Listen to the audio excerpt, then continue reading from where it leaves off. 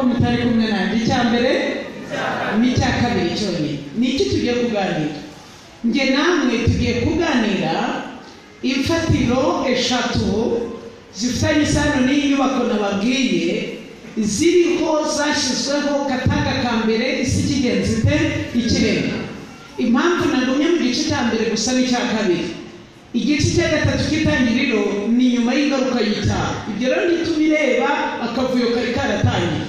Ndashaka kubaganiriza gahunda y'Imana isi ikigenzi te se murangurikiye isi ikiremwa. Mbese ubu ngiye kubasubiza muri Edeni isi ikiremwa ikiva mu biganza by'Imana umwanzi atarayisaza.